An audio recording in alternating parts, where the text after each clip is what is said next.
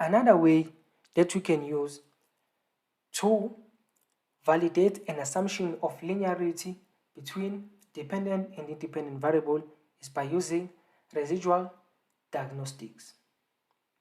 So let's view the graphics and say progress. I'm just going to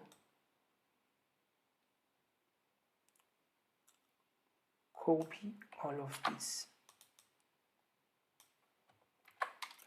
Right, so we have an additional option to plot the residuals.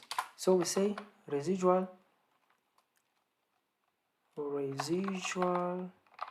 plot. However, we want to visualize this, then let's run this.